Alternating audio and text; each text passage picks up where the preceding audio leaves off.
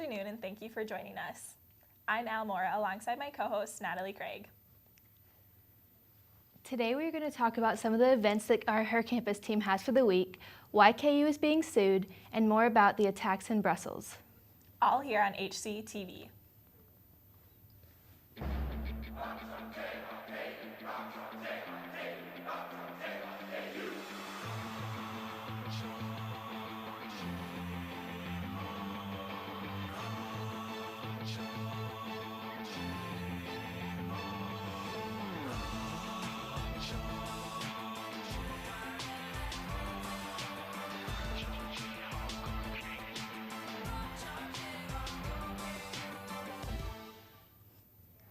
So Natalie, spring break was last week. What did you do?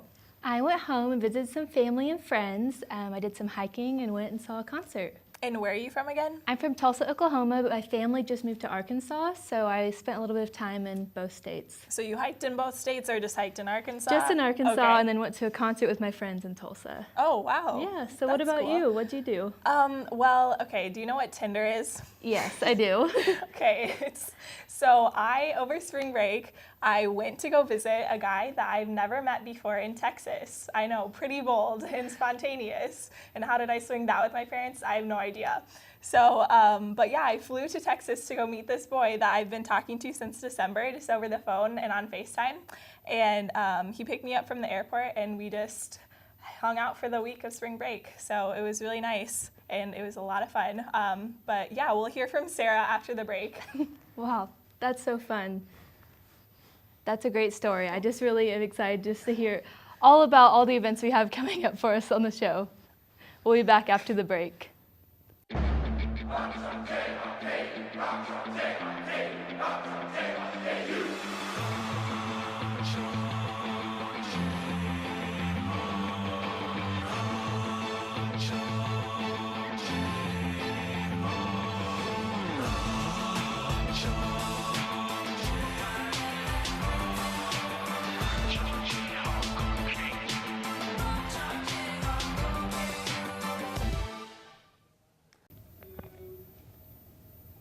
Hi, my name is Sarah Lee, and welcome back to Her Campus, Campus Celebrity. Kyle, welcome to the show.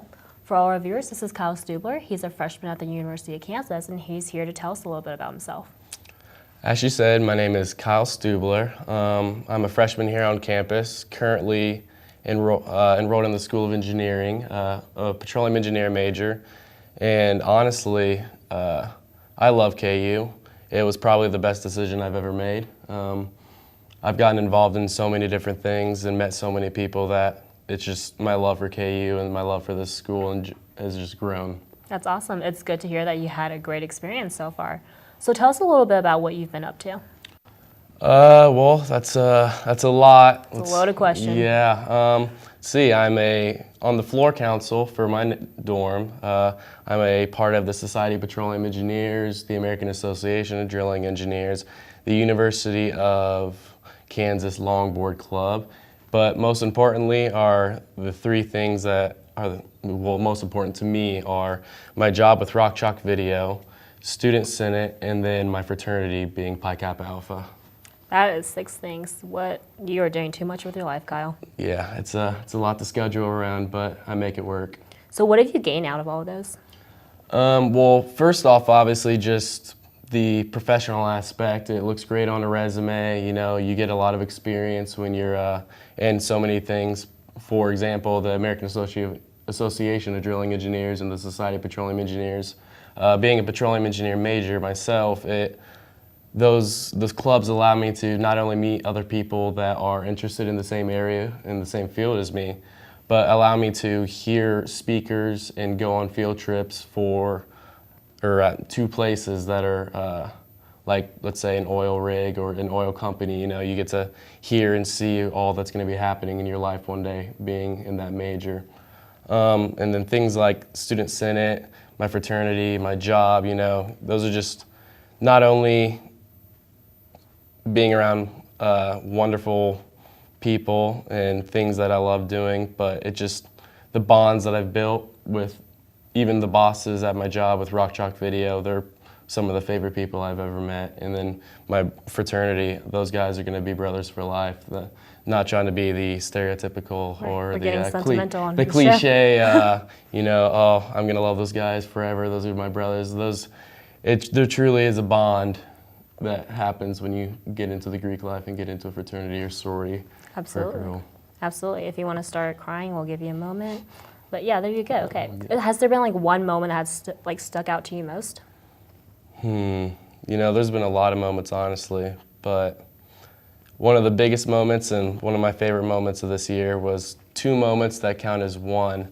With my fraternity, I was a part of our Pike Gold football team, and Pike is new on campus. It used to be here and got taken off, but we brought it back in the last couple of years, and it was our first year doing intramural football. And in our first year, we not only won the Greek League football, but we also won the all university, meaning going against the rec league best and the competitive league best. We were able to get the gold and all that for the first year ever, and being able to experience that with my brothers and guys who love football, and being able to do a sport I love in college, even though I'm not doing it at the actual collegiate level or the as in like a KU football game or whatever. It was a great experience and something I'll always remember. That's awesome. Well, you're very involved, you're very passionate, and that is a great example for anyone really in your freshman. So is there anything you'd like to say to maybe incoming any pieces of advice you would like to give to people looking to get involved on campus or any incoming students next year? Yes, and it doesn't make a difference on whether you're going to go to the University of Kansas, whether you're going to go to the University of Florida, Arizona State University, does not matter. One piece of advice, and the most important thing I would say, is to get involved, whether that be like me with Student Senate or with Greek life or a job, or just get involved, because not only is it great professionally, but the people you meet are some of the people that you're going to have in your life forever. That was good. We need to get that stitched on a pillow or make it into a poster. Well, thank you so much for joining us on the show, Kyle. Hey, thank you for having me. Yeah, and we'll be right back. Where you go to college makes a statement about you. This place will become a part of you, your identity for life.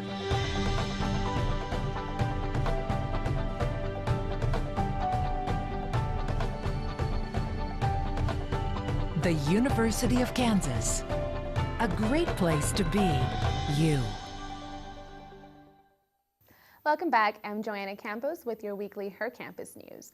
President Obama is the first sitting U.S. president to visit Cuba since 1959. Obama and Cuban President Raul Castro met to talk about trade and held a joint news conference. Mr. Obama said the trade embargo would be fully lifted in Cuba, but he could not say exactly when. Many Cubans are hoping for their economy will receive a boost and further openness and reforms, as well as the U.S. investment. Terror strikes again in Europe as ISIS fighters launch strikes in the airport and subway station of Brussels, Belgium's capital. The attack killed at least 30 people and injured approximately 230 more. However, it wasn't completely surprising to some in Belgium. Belgian Prime Minister Charles Michel told reporters, "We were fearing terrorist attacks, and that has now happened." Belgium has been receiving terrorist threats for months now. CNN stated a senior U.S. official thinks it's no coincidence that ISIS would want to strike in Brussels, home to the headquarters of NATO and the European Union. They are trying to make an international statement. The official said they aren't stupid. Just recently, Belgian police released this photo, which included a suspect for terrorism. KU former athlete Daisy Taggett and her parents filed a lawsuit against the University of Kansas for false advertising and violating the Kansas Consumer Protection Act. Rewind to the fall of 2014, and Daisy Tackett was a freshman on the rowing team, living in a campus dormitory called Naismith Hall. She was allegedly sexually assaulted by a football player living in the Jayhawk Towers. It wasn't until Tackett's sophomore year did she report to the university. This opened a required investigation under Title IX, the federal anti-discrimination law that deals with gender discrimination, including sexual harassment and sexual violence. KU denied the claims made in Tackett's suit as it inaccurately portrays the environment on the KU campus. Up next, we'll have the entertainment news with Taylor and Al.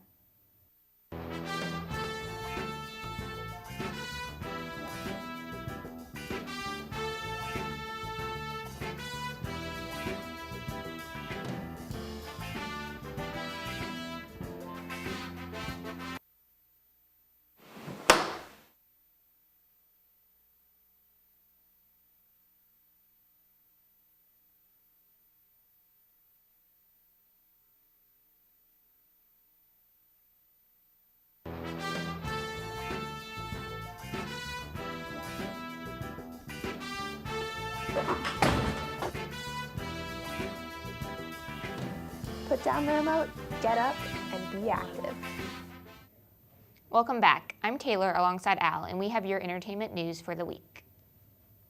To start off this week's entertainment news, we have to talk about The Bachelor and Bachelorette.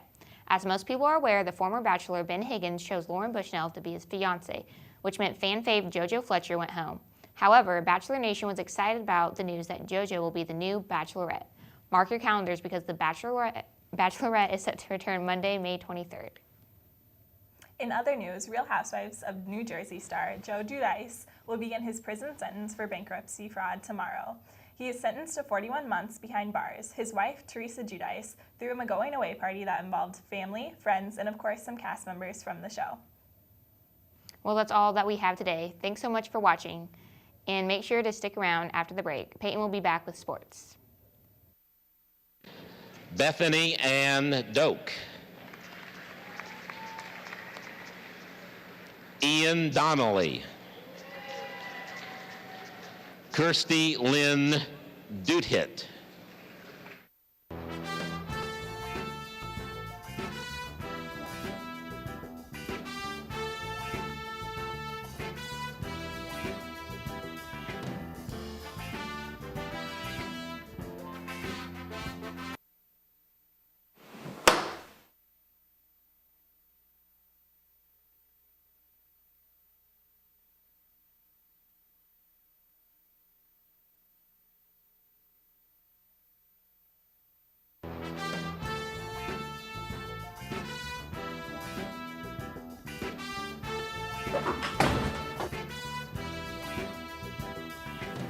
Put down the remote, get up, and be active. Welcome back. I'm Peyton Krause with your sports news, and today we have joining us Griffin Hughes to talk about March Madness, which has been going on the last week. Man, who doesn't love March Madness? It has been a good week for basketball with all the upsets that are happening and all the exciting games. What was your favorite game to watch so far? I mean, I think as a basketball fan, you got to say it's Northern Iowa and Texas because that game was just back and forth. But for me, filling out my bracket, that kind of screwed me over. So it was my least favorite game at the same time. But, I mean, that's just one of the greatest shots probably in tournament history, really, because of how special it was. And we're never going to see something like that again, that kind of half-court shot. So Definitely. It was something that definitely wasn't expected even a little bit. I had no idea that, first of all, he was going to take the shot from half court. He could have gone into overtime and then, let alone making it. I don't think if he tried it 100 more times, he wouldn't hit it probably 5 out of those 100 more times. No, I don't think anyone was expecting it. But a huge upset was the Michigan State-Middle Tennessee game, which was absolutely insane. Don't even talk to me about that. That was the first night, and it was, I mean, a 15 seed taking over number 2 was pretty awesome. I mean, that's always great. I remember when Duke went down as a 2 seed to Mercer, I believe was that one. So I think with this, what you're seeing here from Michigan State was that they just struggled to defend on the perimeter, and that's something that Middle Tennessee really hammered home with them. And Michigan State, what was their issue was that it seemed like they forgot how to play defense on ball screens, how to hedge their ball screens. And then also, you see Denzel Valentine, that man is, if Buddy Hield doesn't exist, Denzel Valentine's player of the year, undoubtedly. He was in foul trouble for a lot of this game. He came in the second half with 3 fouls and never really got started. And when Denzel Valentine doesn't get started and Middle Tennessee is hammering you with threes because you're not able to go over the ball screens like you need to, you're going to have an issue. Yeah, definitely. There was controversy at the beginning after Selection Sunday that Michigan State wasn't a #1 pick. Did you think they deserved it? You know, the way I look at it is they had a good schedule. They did some good things during the season, but I don't think that they deserved a 1 seed. They didn't win the Big Ten, and to me, a 1 seed probably should win the conference, barring some special circumstances. And I think they picked Oregon. Oregon's a good pick because they kind of flew under the radar for a lot of the time, but they came from a Pac-12 where everyone kind of beats up on each other, and yet they come out of there, they win that conference outright, and they win the tournament.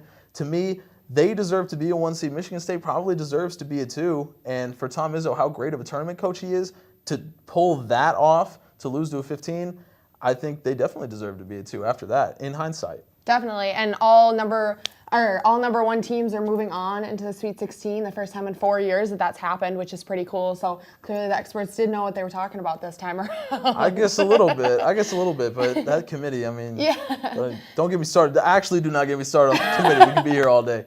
That's okay, some other time. But again, the Northern Iowa shot, we've got that on video. It was an amazing shot from half court. I mean, they first of all tied it up against Texas, which didn't think was possible to begin with. And then here, the half court shot. Just look at that. The whole crowd's going crazy. The bench, you can clearly see they did not expect it at all. That's just an amazing win for UNI, definitely. I think what are you going to do if you're Texas trying to play defense against that? There's just no way. And I think Isaiah Taylor there, he summed it up best. Like there's nothing else that Texas could have done. And to me, that doesn't take anything away from Shaka Smart, what he's done in his career as a tournament coach. I mean, you can't coach against that. That's just you're not going to stop that no matter what you do. So it doesn't take away from what Shaka Smart has done. And you look at, quick aside, to talk about how great Shaka Smart's been, look at VCU. And they continue to have a good program even after he's gone. And he comes to Texas, and they have a good program the first year he's there. To me, that doesn't detract from what Shaka Smart does. He should have won that game. Texas should have won that game. Then they go on to play Texas A&M, who obviously is a beatable team. And we saw the collapse of the century with Northern Iowa, what they did against Texas A&M. I mean, you think about a game of inches, 1 fewer turnover, and Northern Iowa would have won. By the skin of their teeth, but they would have won. 1 fewer turnover. Texas wouldn't have made that turnover. So A&M is beatable, and Texas right now should be sitting in the Sweet 16 as far as I'm concerned. Do you think that Northern Iowa, the way they played throughout the game, would have beat Texas in the overtime if they would have missed the half-court shot and went into it? There's no reason for me to believe that, because the issue with Northern Iowa that we saw there at the end of the game was that they had a real issue with getting inside, and they were getting erased by Prince Ibeh when he went down there. Definitely. I think you put him in overtime, you put a guy like Isaiah Taylor in overtime, that's where he's going to wake up. That's really where he's going to start finding success, get those 7 assists per game like he averages and 14 points or whatever he does. He's going to pull that out in overtime. And so Texas is a team that's built to play in overtime. Shaka Smart is a coach that's built to coach in overtime of a tournament game. There's no reason for me to believe that Northern Iowa would have finished that thing off in overtime. I think Texas would have beat them, and then they would have gone on and beat A&M. Yeah. There's been a lot of upsets and another buzzer beater throughout the tournament so far. Talk about a shot of a century right there. Yes, the Wisconsin buzzer beater against Xavier was, out of this world impressive to not only tie it up at the end there and then take the lead ultimately. Did you have Wisconsin winning? No. I buy into Xavier because I buy into Chris Mack and his coaching style and what he has his Xavier team do, and they switch paces so easily. I mean, we're seeing right here great transition play, and this all comes back to a freshman, Kevin Sumner. I mean, talk about how much that kid's developed. But they can go from transition like we see here, and then they can run a half-court set too, and they can get points off a half-court set. I didn't think Wisconsin was built to defend that type of stuff. So to me, Xavier had it, and what Wisconsin did was remarkable. The entire tournament has been crazy so far, and it's just exciting to know that we've still got 2 more weeks of these games coming up. We've got our Jayhawks moving to the Sweet 16, which is always exciting. Great time to be a basketball fan. It is, especially in Lawrence. So Thursday starts again, the Sweet 16. We'll move in through the tournament. Thanks for joining us on Anytime. Sports. Come back with Al and Natalie for our closing.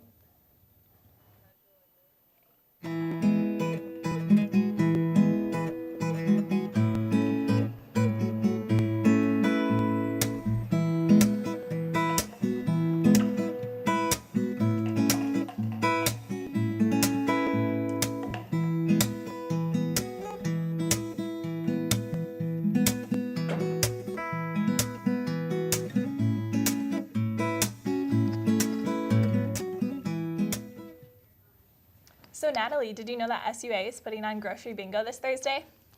No, I didn't. That's a good chance to win some free food. Speaking of SUA, this Friday they're hosting an event called Flicks for Free. Speaking of this weekend, do you have any plans for Easter?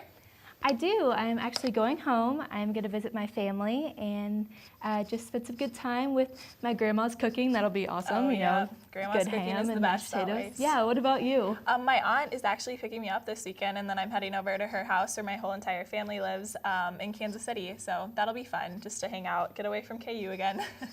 Fun. So before we close, I just had to ask you, when we opened up the show, you mentioned your guy that you met on Tinder. Tell us more about him. How did you guys first meet? First meet? I mean, that was like, you mean swipe right? Yeah. That would be in December, and it's just on the app, just swiping right and left. And so I didn't think anything of it because I just got that app for fun because it's a pretty weird app, I'm not gonna lie, guys. And so, but we just had a really awesome conversation from the start, and then we're like, okay, we have a lot of things in common. I mean, he's from Iowa and I'm from Minnesota, but he goes to school in Texas. So we're getting, I know, off track here, and it's pretty wild what I did to go fly down to Texas to see him. But we just hit it off immediately and had a really awesome conversation. So when I met him, it was just like we've known each other for a while. So we were just really good friends. So it wasn't a weird spring break at all, but when I'm telling this story, it sounds really bold and spontaneous, and I don't know how my parents let me go and do this, but I'm alive today to tell the story. So Well, that's so awesome. I think that it's cool to do something bold and fun over spring break. So thank you guys for joining us. That will wrap up our show for today. have a great night.